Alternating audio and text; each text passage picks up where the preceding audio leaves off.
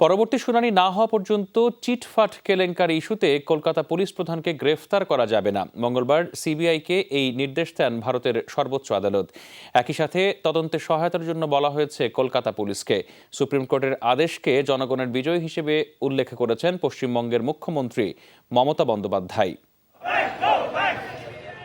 মোদি বিরোধী বিক্ষোভে মুখর পশ্চিমবঙ্গ। কলকাতা সহ রাজ্যের প্রায় সব শহরেই চলছে বিক্ষোভ প্রতিবাদ। I am pleading for millions of people of this country. রাজপথ যখন কাঁপাচ্ছেন নেতাকর্মীরা, তখন মঞ্চে ক্ষোভের আগুন ছড়াচ্ছেন পশ্চিমবঙ্গ মুখ্যমন্ত্রী। তৃতীয় দিনের মতো ধর্নায় অভিযোগ, চিটফান্ড কেলেঙ্কারি তদন্তে রাজ্য থেকে বারবার তাগাদা দেওয়া সত্ত্বেও কোনো ব্যবস্থা নেয়নি CBI. If you see that central agencies are coming, আমরা 5 বার চিঠি পাঠিয়েছি সিবিআই এর কাছে।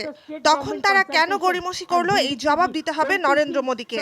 আর আমরা সরকারের অনাচারের বিরোধিতা করলেই তারা সংবিধান লঙ্ঘনের কথা বলেন। কিন্তু রাজ্যের ওপর কেন্দ্রীয় হস্তক্ষেপ কোন সংবিধানে আছে? it is already disordered. এদিকে সকালে চিটফান্ড ইস্যুতে নির্দেশ দেন ভারতের সুপ্রিম কোর্ট। এতে কলকাতা পুলিশ প্রধান রাজীব কুমারকে গ্রেফতার না করার আদেশ দেওয়া হয় সিবিআইকে। এর পাশাপাশি রাজ্য পুলিশকেও তদন্তে সহযোগিতার কথা বলা হয়। And whatever Supreme Court has said, we are really welcome the verdict, and that is absolutely correct. That we wanted. এরই মধ্যে মমতার বিক্ষোভে উপস্থিত বিরোধী শীর্ষ নেতা, বুদ্ধিজীবী, ব্যবসায়ী এবং নাগরিক সমাজের প্রতিনিধিরা। সমর্থন জানিয়েছে কংগ্রেস ছাড়াও ডিএমকে, আরজেডির মতো দলগুলো। যখনই কেউ বিজেপি কিংবা উগ্র হিন্দুত্ববাদের বিরোধিতা করছে, তখনই তার বিরুদ্ধে লেলিয়ে দেয়া হচ্ছে সিবিআই, ইনকাম ট্যাক্সের মতো প্রশাসনিক দফতরকে। এর প্রতিবাদে আমরা পশ্চিমবঙ্গ সরকারকে সমর্থনের ঘোষণা দিচ্ছি।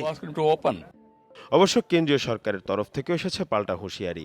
ধর্নাকে অসাংবিধানিক ঘোষণা করে উপযুক্ত পদক্ষেপ নেওয়ার ঘোষণা বিজেপির।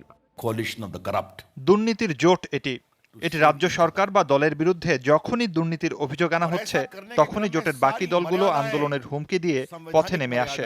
এসব ধর্ণা কিংবা জোট আন্দোলনকে প্রশ্রয় দেব না। 2013 সালে সারদা কেলেঙ্কারিতে প্রায় $6 বিলিয়ন জালিয়াতির ঘটনায় তৃণমূল কংগ্রেসের কয়েকজন সদস্যকে গ্রেফতার করা হয়, যাদের মধ্যে বিধায়ক তাপস পাল এবং সাবেক মন্ত্রী মদন মিত্র রয়েছেন। মীর মুশফিক আহসান, যমুনা নিউজ।